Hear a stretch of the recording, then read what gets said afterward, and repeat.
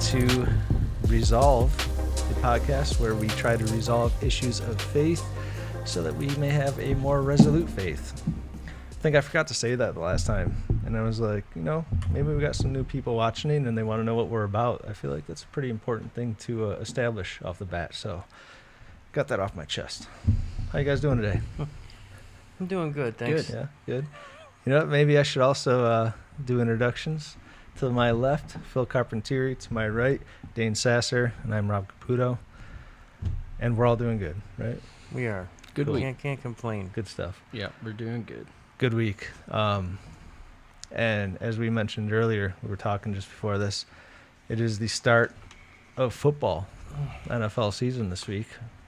Phil, Pizza too, Pizza? right? I think pizza when I hear football. That's what I was gonna say. I'm not a drinker. I like pizza.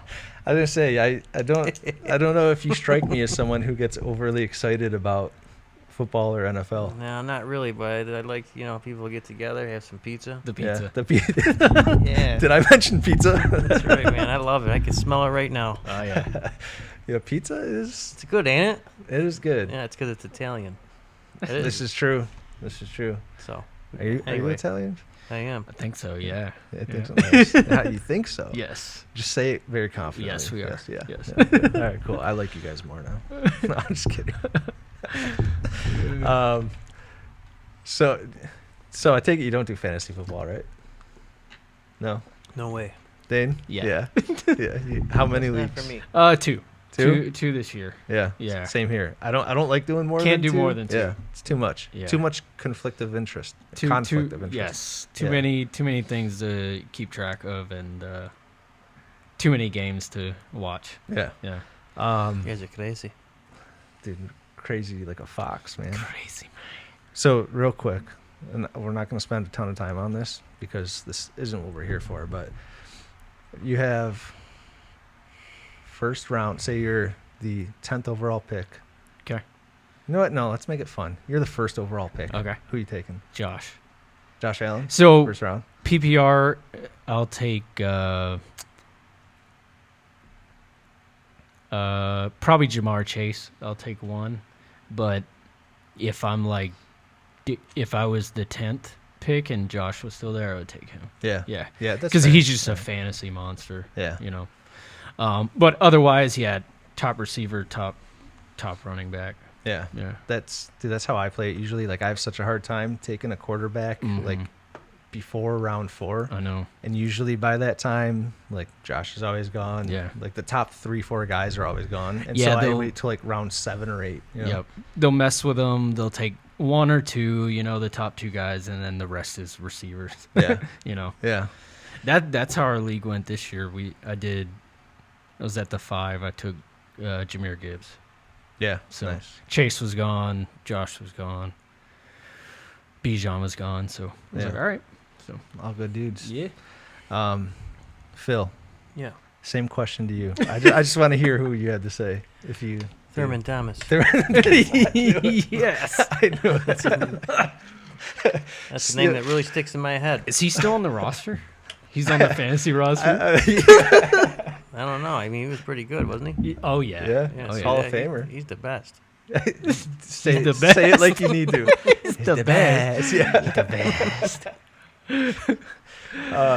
So back in the day, and I say that like I'm old, maybe 10 years ago. We're getting there. I know, right? Matt Forte did me some, Solid. back in the day. Yeah. He Hall of Fame Pro Bowl for Chicago Bears running back. Mm-hmm. He was a solid fantasy option. He's a host of the Sports Spectrum podcast. And so it's like a Christian athlete-based podcast where he just interviews like all these different athletes that are outspoken Christians and stuff. He interviewed Dawson Knox. A lot of them are, aren't they? I know that. If you watched the coverage, you maybe would not think- outspokenly. Yeah, for sure. What, dude? It's crazy. Like if you look at a lot of like the people he's interviewed and just in general, like I feel like there's so many more than what like the media would like you to believe. Like they're not trying to advertise that stuff. You know? Like they'll. Not even gonna get into it. Never mind. I had a thought, and I'm just gonna stay away from it. So. It's okay. You're right, though. I mean, there's probably way more than they say. Yeah. Yeah, because the dudes are wearing chains or some apparel, or you catch a tattoo under the jersey. Like, there's crosses everywhere, man. Yeah. People, You know what was crazy to me? When Tim Tebow went to the Jets, and he was clearly like the best quarterback on the roster, not from like a talent perspective or like skill, but just from like getting results. Mhm. Like he was the backup supposedly, and then when the starter got benched, they like skipped over him as being the backup, and yeah, we're gonna go to the third string quarterback. It was like, dude, like Rex Ryan, who I never really thought was great, just clearly had it out for him. Mhm. And like the only reason I could think is that because he was just outspoken. I don't know. I don't want to try and put that on Rex Ryan. I'm sure he's a lovely guy, but I just could not get it figured out as to how they would like push him off to the side like that Yeah. for no reason. It's the most ridiculed thought process view ever. Yeah. So And it's crazy because It's a all he shame. did was his own personal yeah, little, hey, I'm going to honor God right now Yeah. with a few seconds, yeah. They made a whole rule out of him. Successful man. I'm sure he puts that on. That's part of his journey is having God through it. So Yeah, more power to him to be able to talk about it. for sure. But anyway, I definitely think we're getting to like revival status here, I think, in the world. Like I see a lot more, especially in the younger generation. Talked about it, a couple weeks ago or whatever that was, about like this younger generation just starting to come to Christ. And for the first time ever, that Christianity has not declined. It has held steady, and the reason it's held steady is because of that younger generation. So I expect to see a lot more of it as time goes by, Yeah. That's my optimistic take. So, Yeah. all right, enough about football. The Durupinar formation. That's what we're going to talk about today. You guys are familiar with Noah's Ark, right? Yeah. Are you familiar with Durupinar? I hope that's how you pronounce his first name. No, No. probably not. So Durupinar, he was in the Turkish Air Force, and this goes back to like 1959, and the Turkey they just joined NATO not too long ago, and they were trying to like reestablish their borders, and they were doing like aerial, I don't know, I guess surveillance to remap the Turkish border and stuff. And so they were taking all these photographs, and they went over the mountains of Ararat, and they came across these pictures that looked like a boat formation in the mountains of Ararat. And this Durupinar was a cartographer. I hope that's how you say that. Cartographer. It's a guy that studies maps and uses Imager. maps. Yeah. Yeah. Yeah. Did you do any of that in the Army? No, No? I know exactly what you're talking about, though. Yeah. There are specific people that do that. Yeah. Mostly ocean mapping. Okay. But- cool. but ocean yeah, mapping, like yeah. ocean floor mapping. Yes, type yes, stuff? yes. Really? Yes. How deep can they go? I'm not sure, but there is a story about when I think it was First Special Forces Group, which is the Army. They had a presence in Vietnam because they had to map out a reservoir that dumped into the ocean off the coast. So they sent a reconnaissance team to map that. Yeah. So Really? so basically, right, there are topographers, I believe they're called. Okay. But yeah, they do imaging reconnaissance. Yeah. That's crazy. Yeah, that's cool. Dude, it's wild to me to think that we know more about our moon than we know about our oceans. Yeah, isn't it like Not really. 10%? We have like What? 10% mapped, right? Like only 10%, right? Yeah, like It's wild. I mean, I don't know what the actual statistic is. I trust you if you say that, but I believe it I is. know that we don't know a whole lot at all about what's in at least the deepest parts of the ocean. It's a crazy small amount. Yeah. I think that before the flood, there was a way more land. I think when God That makes sense. Yeah. when God decided to give us one more chance, I don't think he opened up as much land as he did. I mean, it wouldn't make any sense to make such a big water world. Yeah. Yeah. Plus, they talk about how there was dinosaurs, and there was never be nowhere near enough room for those things to walk the planet. Yeah, I mean that checks out too, because if you look at like the biblical text, it talks about how when God in the days of creation, he separated the waters or the firmament like above from the waters below, and he created the sky. So at one point the whole globe was encased in like a watery bubble. Yeah, because it something was like that. sky and then water, right? Yeah. Yeah. That'd And be then- cool to see. I know, right? Like, what did the sunrise and sunset look like? Hmm. But then, enter Noah and the flood and all that. The biblical text talks about, what is it?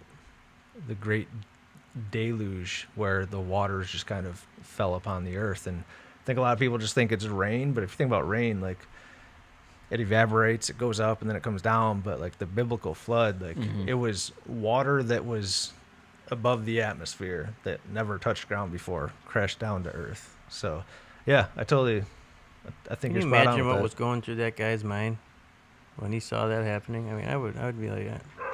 Especially if. And like, what do you think, man? What do you think when something's like that? I mean, you see a bunch of people dying, obviously, Yeah. but I mean, you see nothing but water. That would freak me right out. Oh yeah.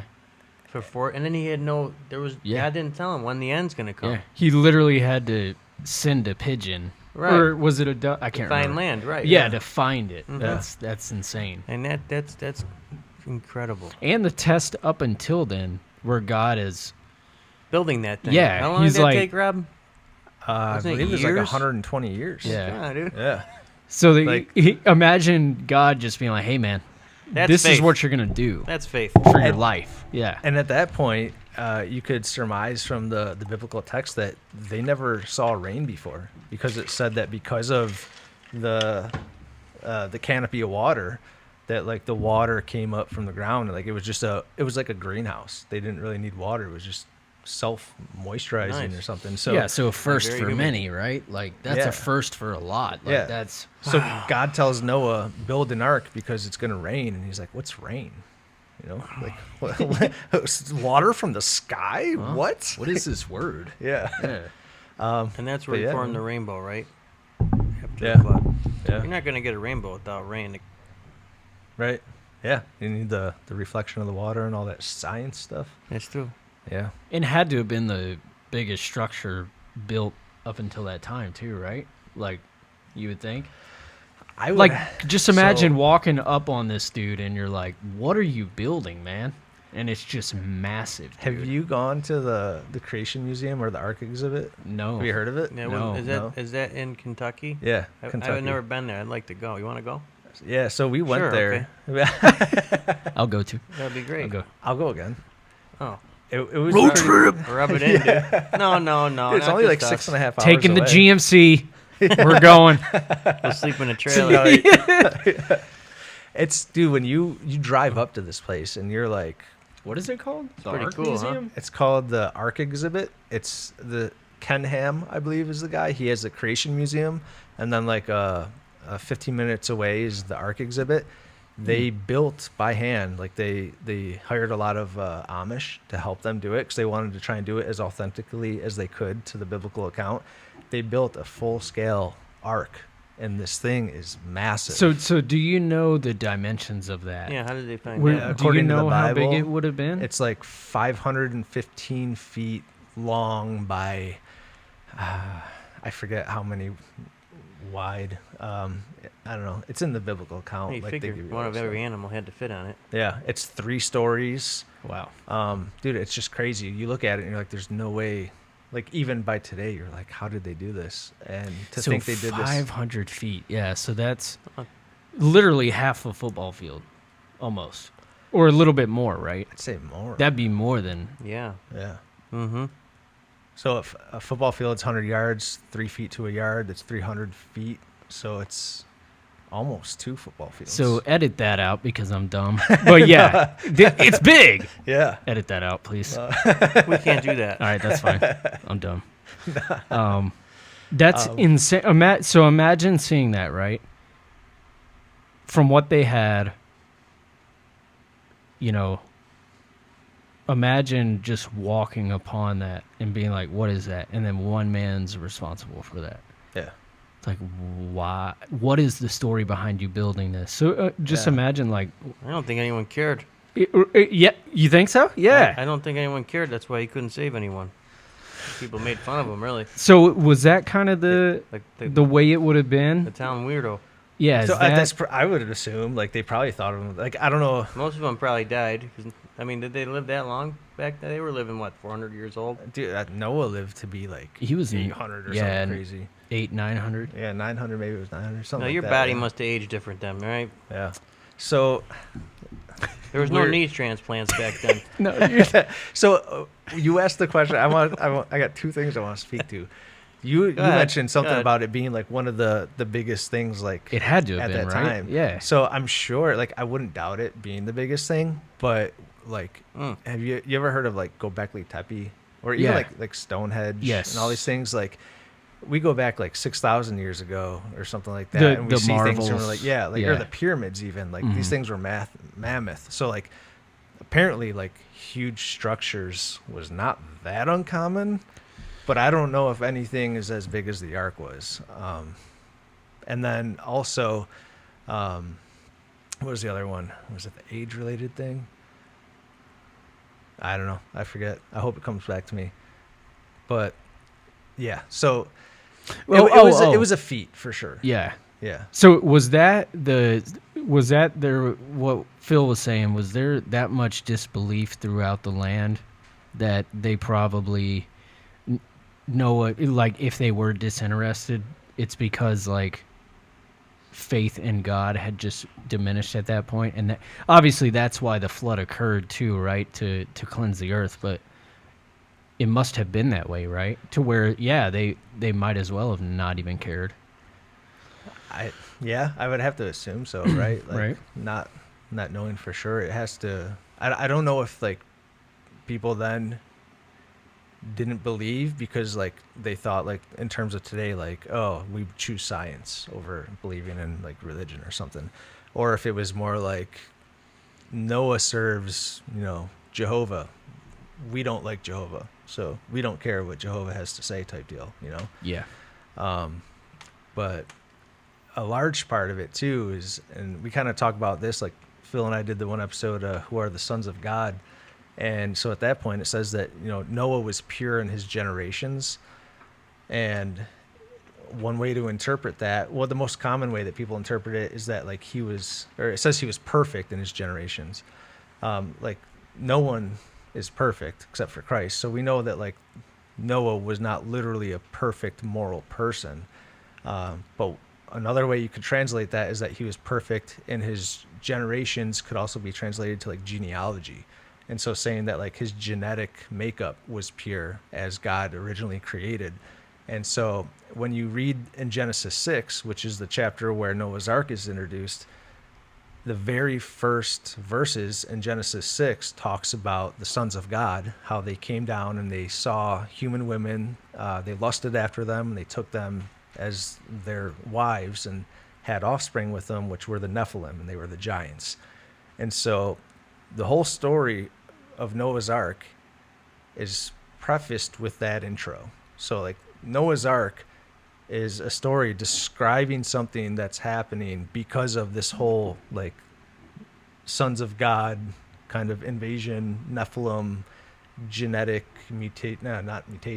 genetic defilement of God's creation of man. And so the cleansing, and this was the popular belief up until about the 3rd century too. So like the time of Jesus, there was no other worldview other than these angelic beings known as the sons of God had these hybrid offspring with women, and those offspring, the Nephilim, corrupted mankind to a degree that it was so bad that God had to step in and wipe them out with the flood.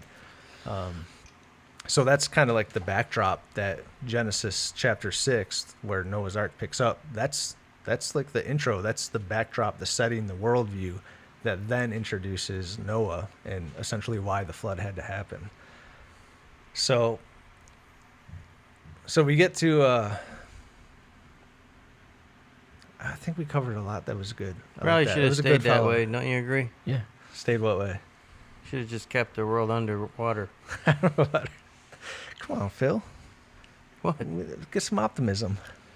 Nah. I mean, it's common sense. No, I No, not that I'm not. I don't. No, I'm I not know, telling I him should. what to do. But yeah. So I'm glad we had that conversation because Thanks. that really Thanks. sets the backdrop of the Durupinar formation, which is believed to be the resting place of Noah's Ark.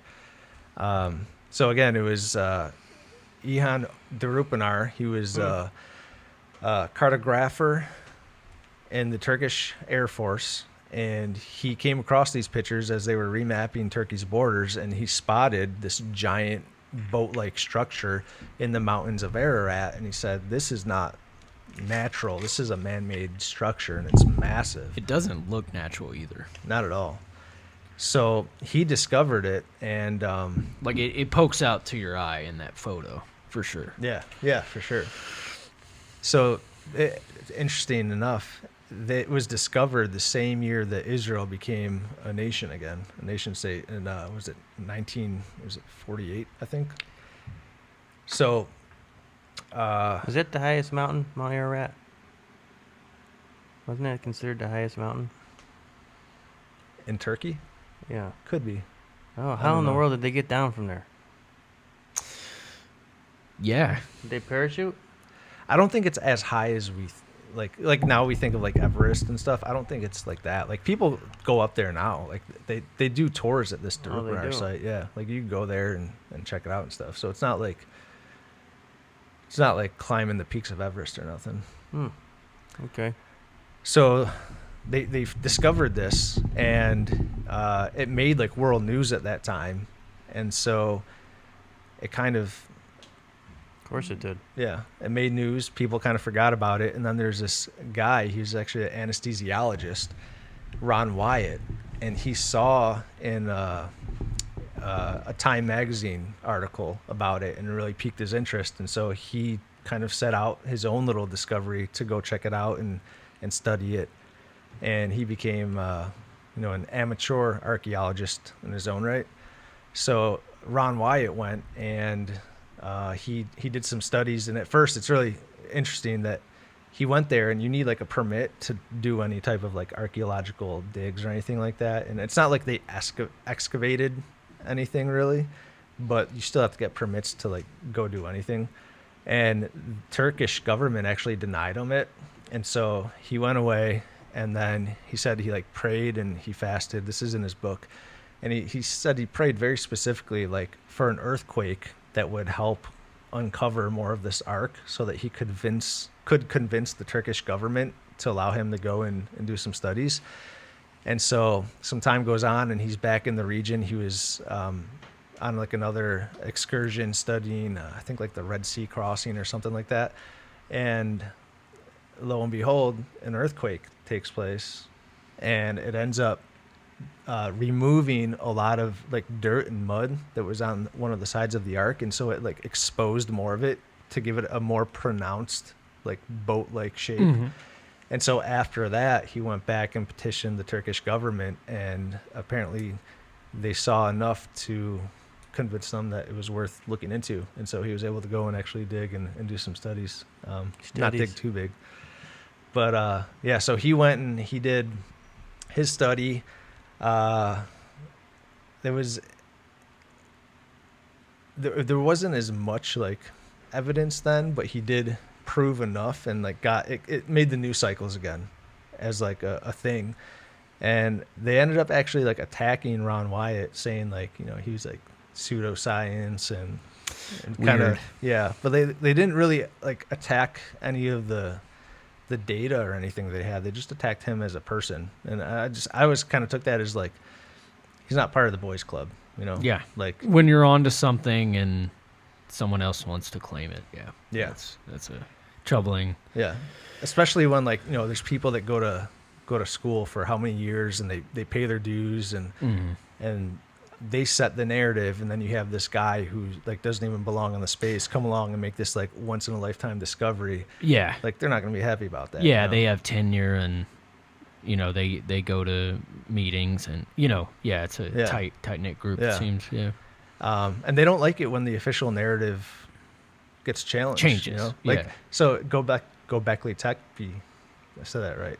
Gobekli Tepe, we talked about, like that in itself, even right now, is a fairly recent discovery, and they don't want anyone digging for some reason. Like you would think, like this is the oldest discovery that we've come across. Like let's see what's there, and like they really don't want anyone digging anymore because what they found goes against the official narrative. Yeah. Right. So like right now, interesting. Yeah, right now, like the official narrative says that civilization brought about like religion. Like when people became, like when they discovered farming and agriculture, they started to live closer together, and then they developed habits, and like religion was one of those. And so the official narrative is that like religion is a man-made concept.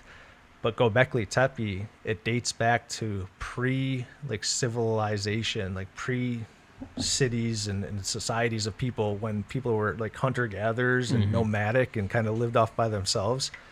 Gobekli Tepe is a temple, and not only is it a temple, but it's like a huge temple, and they have like arts and like depictions of like animals and like engineering, like examples of engineering that should not exist at that time.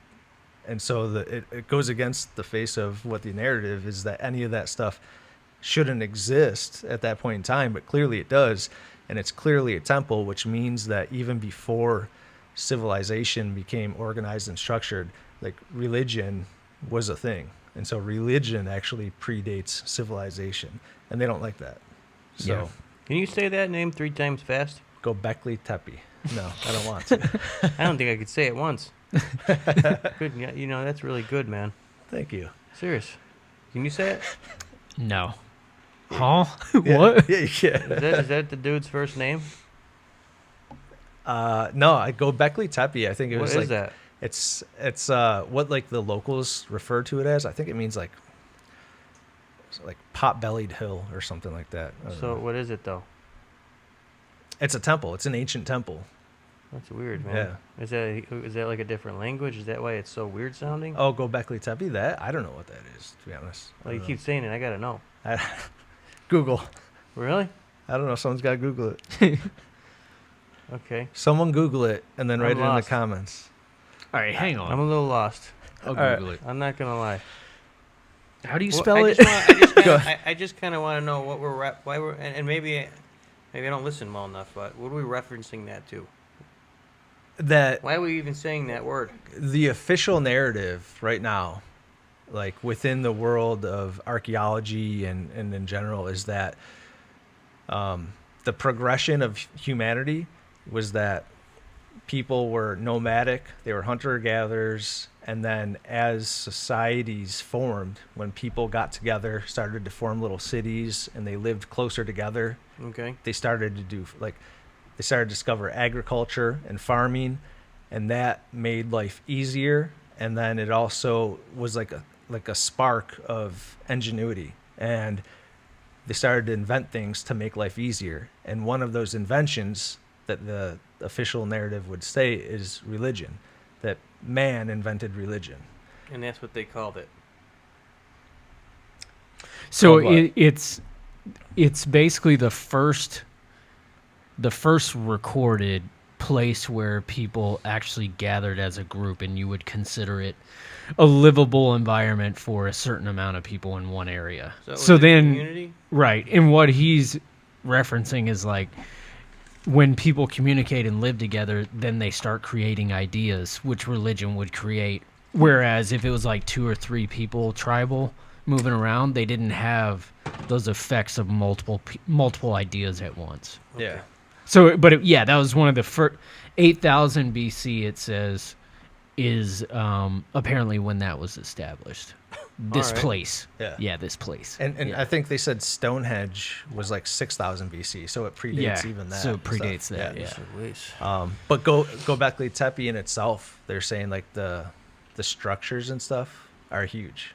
But it's a village, like Yeah. a village, and it's carved into the mountain. It looks like That's deep. they literally like constructed stuff. Yeah. It's cool. So, don't go against the narrative because the people who protect the narrative don't like it. See, because gatekeepers. what happens, man, the problem is that the scientific skeptic on one side is like, well, the Bible can't be true because this and that. But when something like this happens and they're like, civilization wasn't even coined until later, and it's an impossibility for this place to even exist. When the scientist sees that, they're like, oh, well, there must be some way we can travel back and prove that, people were capable of doing this. Why can't we do that with the Bible too? Why can't they do that with the Bible too? I'm sure they can. In fact, I think Yeah, people do. they right? do, And yeah. Your point is that, You know what I mean? Yeah, why the double standard? Like, right? right. They'll accept that, like, it is possible for somebody to have an engineering mind in 8,000 BC, but it's impossible for, Jesus to walk the earth. That doesn't make sense. Right. That's just as far-fetched. Yeah. When they dated it back to, no, the first city was built so-and-so, this predates that 2,000 years. Like, why is the Bible so hard to understand for you then? Yeah. And why does the Bible keep like getting proven accurate? Like, why can't we agree that both the Bible and science are both extraordinary? Yeah. Regardless of what you think, it's extraordinary. Right. And it's trying to prove what is here, which is God. So, like, you know what I mean? Like, yeah. And I think that's a proper perspective to take, is that science is a tool that we can use to better understand the Creator, not something to replace Him with. Right. Yeah, exactly. Yeah, for sure. Perfect. So what evidence did Ron Wyatt uncover? We'll tackle some of that. And I think one of the first things that he did was he went and he just measured the formation, because it clearly looks like a giant boat. So he measured it, and he found that it was 300 cubits long and 50 cubits wide.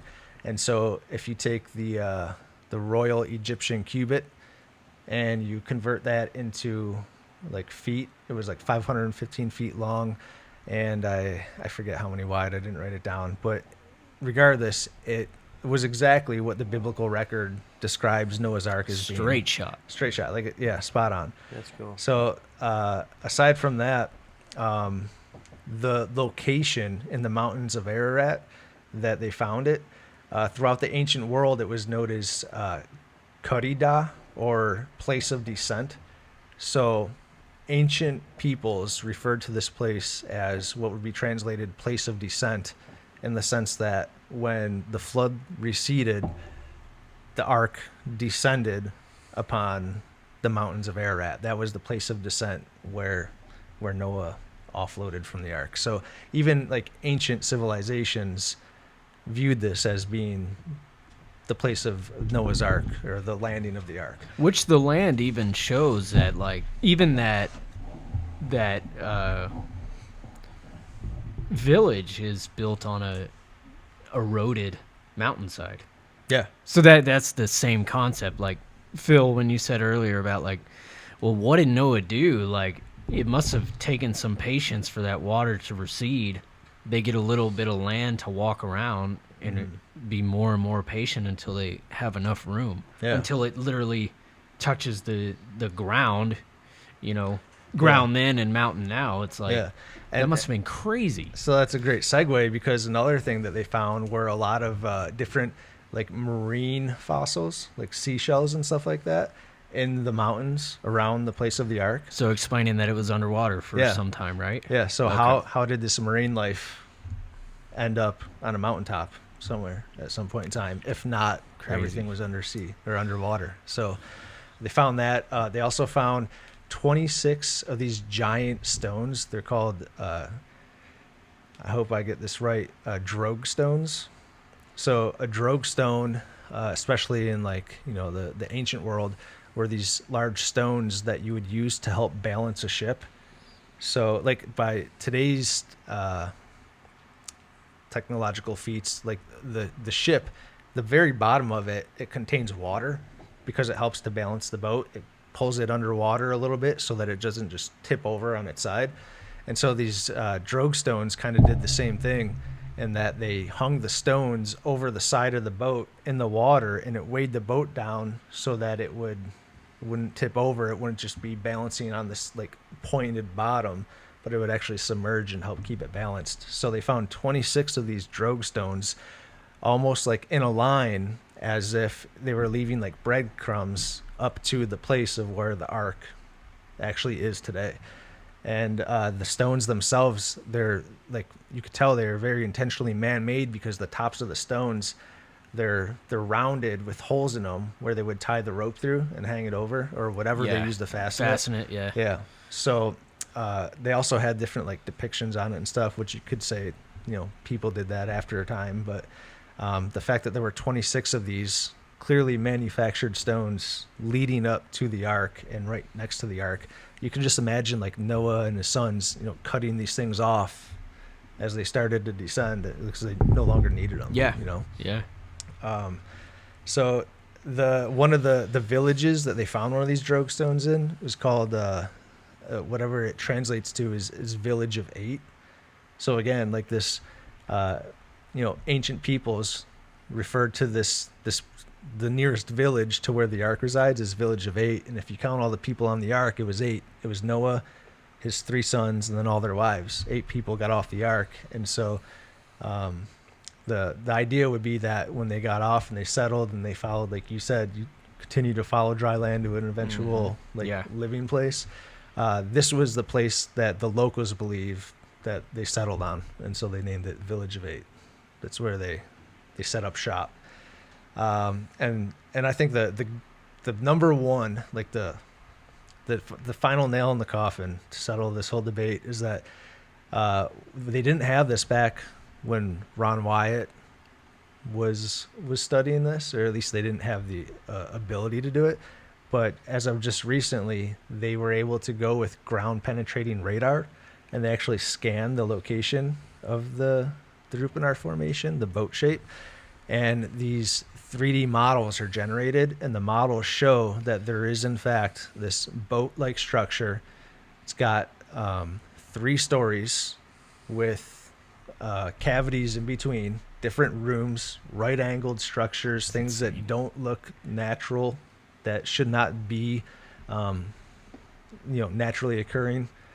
But they're there, and they have it all on ground penetrating radar. And it's really kind of hard, because a lot of the people they're bringing in to do this stuff, like, they're not just like Christians who have a ground penetrating radar thing. They're just calling in the experts that do this and say, hey, give us the data and we'll just review it.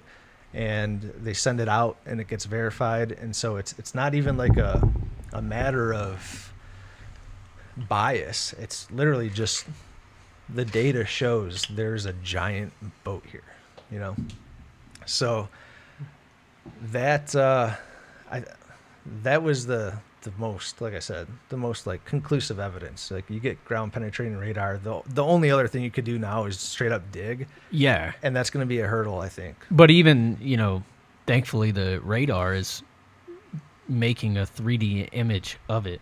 Yeah. So what's more there to say?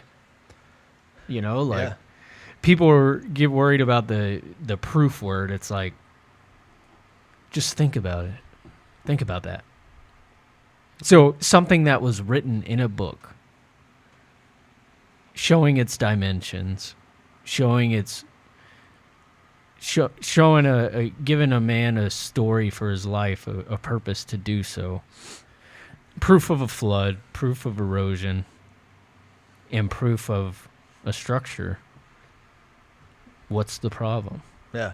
And especially too, like, every civilization in the world has a flood story, like, this isn't unique to just Christianity. Yeah. Like, not even just the Abrahamic religions, like all places have a story of a flood. In fact, I was listening to a podcast. There's a pastor, and I should figure out the name of this pastor, and you guys could look into it yourself if you wanted to. But he tells this cool story about how he was going out to some indigenous tribe in like South America, and he went there and had supernatural encounter after supernatural encounter.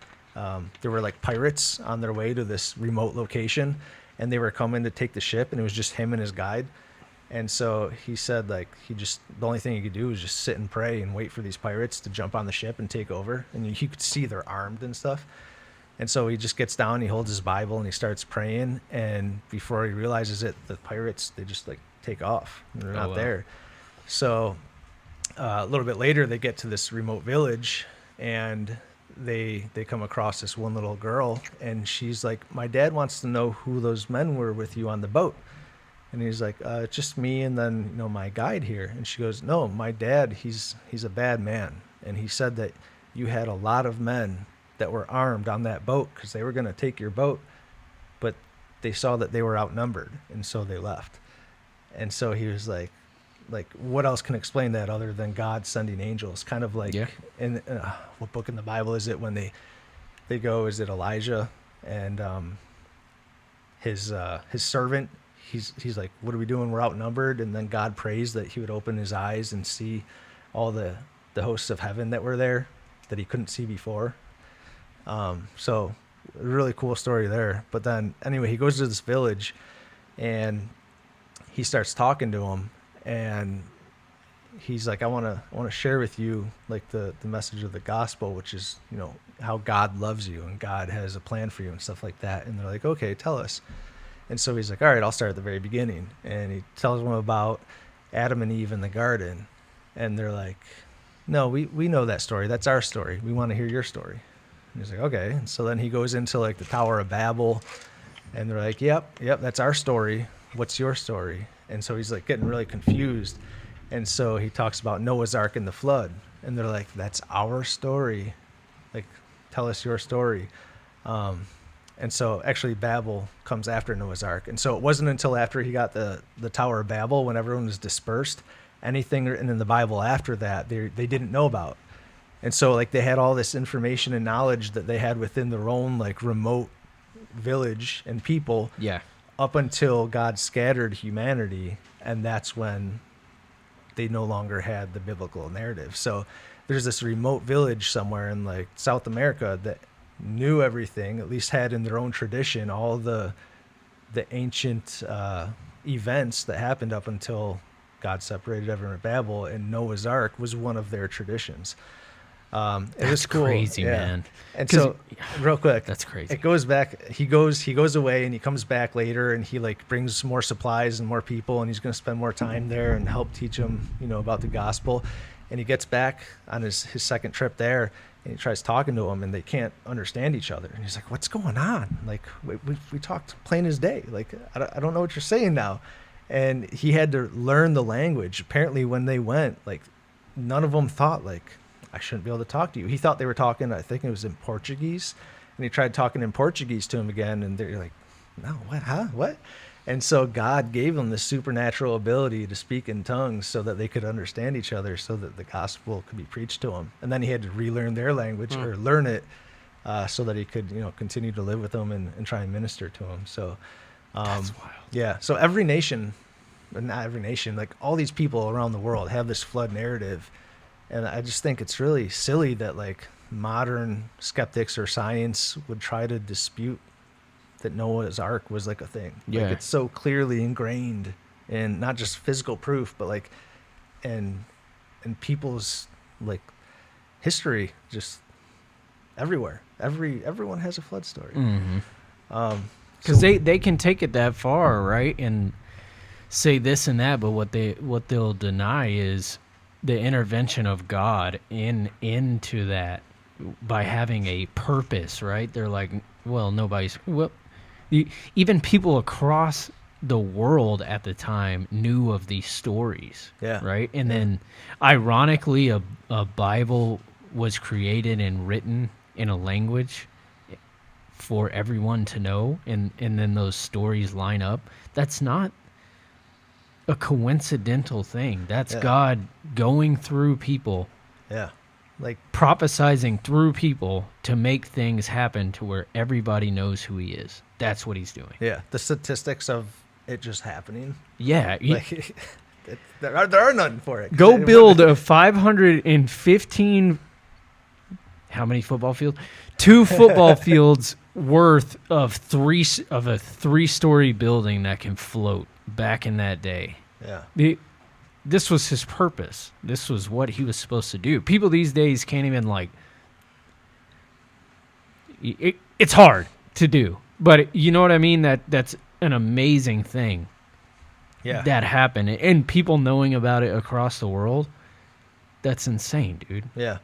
And so like there were some people that like had some valid, I guess you could say, arguments against like specifically this Durupinar site being Noah's Ark. So But do they you really have didn't- those examples? Yeah. Okay. And they really like they're dismissed fairly easily. Let's go through those. So the first one is that they said that the biblical account, and this would be coming from a Christian perspective, obviously, or at least one of the Abrahamic religions, that the Bible or the scriptures, the book of Genesis says that the ark settled on Mount Ararat. But the Durupinar formation or the Durupinar site is not actually on Mount Ararat, but it's next to Mount Ararat in the mountains. And so it's really easily explained because the Bible, if you read it in its original language, it doesn't say Mount Ararat. It says mountains of Ararat. Mountains of. So And- the semantics of it not being on a mountain, it's denied automatically. Is Yeah. what you're saying. But Mount Ararat is a volcano.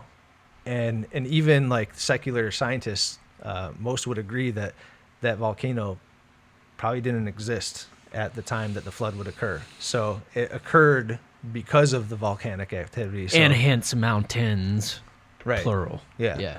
So it's semantics and just I don't know, sound reasoning. Really, like there's really not much of an argument to say that it has to be on Mount Ararat, because the text says mountains of Ararat, and Mount Ararat probably didn't exist when it happened. So Imagine questioning accuracy and then realizing how accurate one word can be. Yeah. Like people are, oh well, that's a blatant, somebody said that's a vague statement, the mountains of, but it literally where it landed yeah, was more accurate to say mountains than literally the mountain of. right. Yeah. Said back in the day, way back, Yeah. like that's more accurate than what you've gathered. Yeah. That's crazy. Yeah. And yeah, I mean, it's so hard to translate from one language to another a lot of times. Like sometimes you just don't have a word-to-word translation, and so you take the best fit. And I think that sometimes honest intentions just don't capture the whole truth. And this is one of them. Yeah. So that was one. And then again, we kind of touched on this. The other one was that Ron Wyatt, he's this amateur, wasn't part of the club, didn't pay his dues. He wasn't like well studied, and they would try to take shots. Like he has this one story where he believes he found like the gravesite of Noah and his wife, because there were tombstones, markings, and stuff like that. And so there was like a local there that was helping him around the area, and he was there when he discovered it.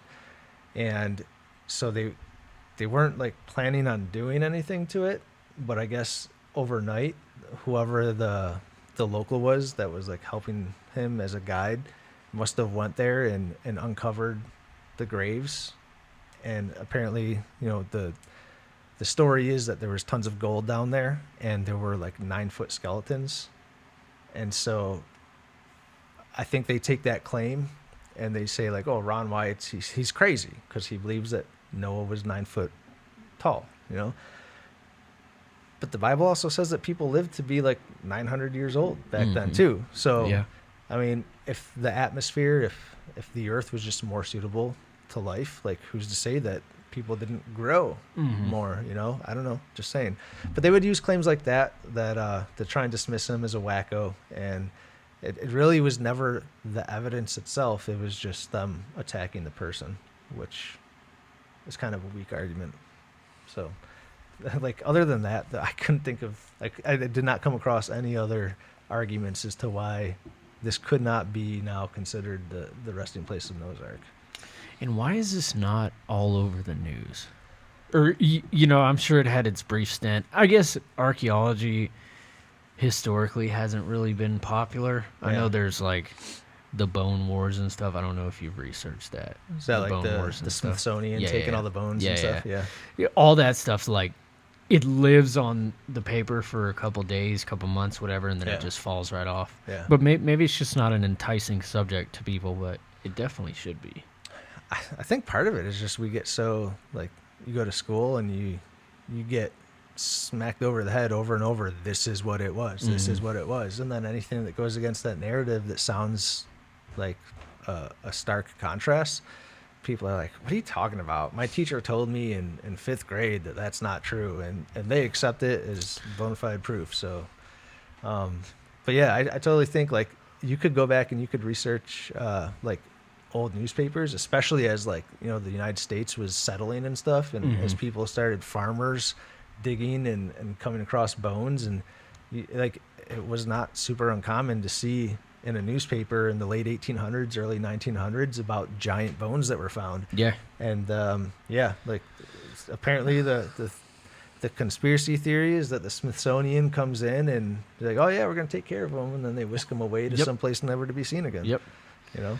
And then, you know, you take a 30-foot dinosaur, but we can't accept a 9-foot tall person. Yeah. You know, like, that's interesting, man. Yeah. So, a lot of interesting stuff. In my opinion, I think it's good as settled. I think the Durupinar site is Noah's Ark. Solid. Yeah. Put my vote I in think for people are going to want to believe what they want. Oh, that's exactly what it comes down to, right?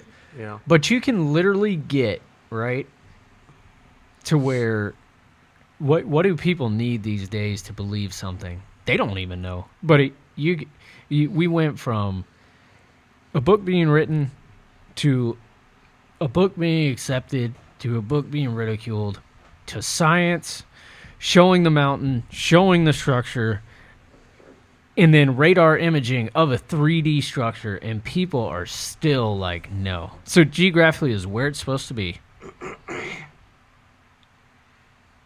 A story was told about it thousands of years ago.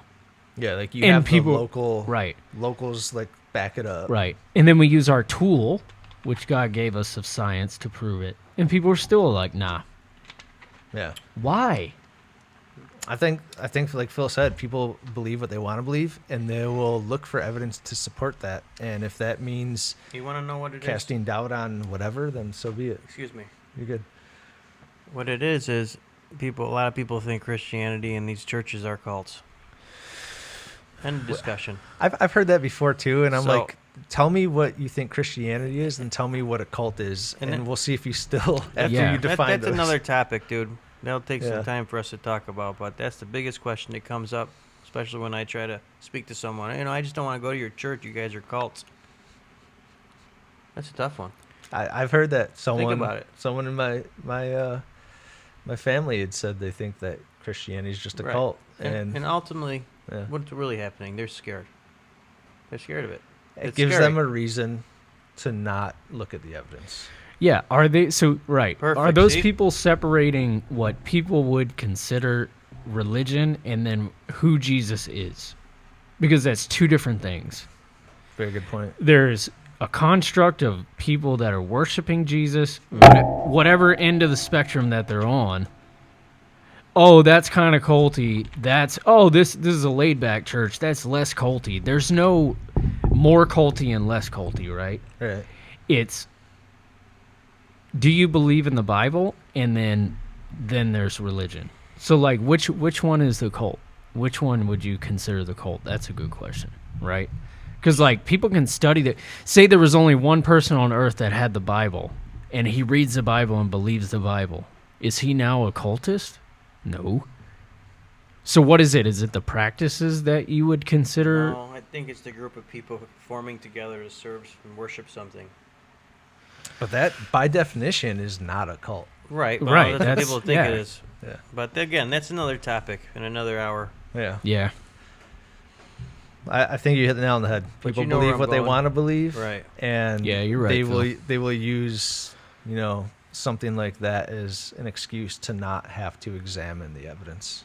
The devil uses that stuff, you know? He Yeah. really- For sure. You guys got anything else? I think I'm pretty much tapped out here. No, I'm good. Oh, thanks for sharing that. Yeah. Learned Can a you lot. show people your notes, though? I'm going to see your handwriting. Is this going to be a Check this out. regular thing? Yeah. See Solid. Oh, That is, yeah. that's Looking notes at that. from a guy. And check it out. Going in From a reverse. guy. Yeah. That's awesome. So I just wanted them to see that, too, because last time it was on graph paper. Phil mentioned Well, this I last got time as cross-eyed. well. Every week we're going to go over it now, so now you're going to be all nervous. So I just wanted to share that. Thank you. All right. Well, should we close this out? Any final thoughts? No?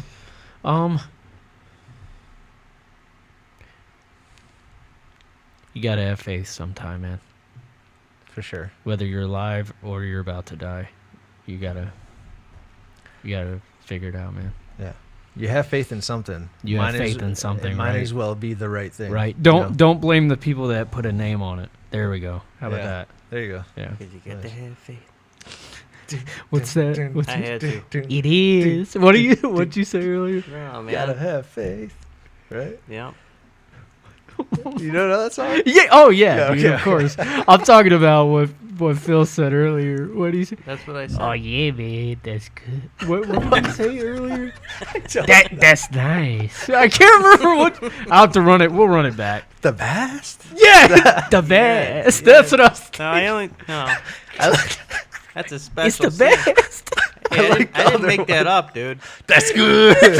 That's good. That'll man. never get old. No, dude. All right. I like it. I hope you guys got something out of this today. It was Yeah, we hope so. it was a little I don't want to say jumbled, but we kind of jumped around a bit, but I think it was good. I think it helped paint the picture as we were displaying it. So, if you got any comments, questions, or concerns, Phil said you could leave them as long as they're nice. Sure. And if you have any suggestions on where you want us to go next, drop them in there. And we'll do our best to get to them. So, at that, close us out in prayer, as we usually do. Sure. All right. Father God, thank you for this time, Lord. We don't have an agenda to try and do anything other than just speak the truth, speak that which you have placed on our hearts to share with people. And so I just pray that you would take that and touch someone's heart, open their minds, give them eyes to see whatever it is that you have for them, which ultimately comes down to the fact that they are so loved by you, and that there's no depth, that there's no length that you won't go to pursue them, to show them that you are love, that you have such abundant love for them and grace for their lives, now and forever. So, Father, pray this time would be blessed and that people would find enjoyment from it. So I know that I did. And we thank you. All this in Jesus' name. Amen. Amen. Amen. I feel like I was losing it on that prayer there. I was like, where am I going with this? Dude, Yeah. the fact that you can do that is awesome, man. Please I try. never. Yeah, I don't. Yeah. I'm glad that you take care of that because. Yeah. Yeah, I do. I could do it, but. I love you guys. Hey, take it easy. It's the best. There you go. Until next time, right? Yeah. Until next time. All right. We'll see you guys.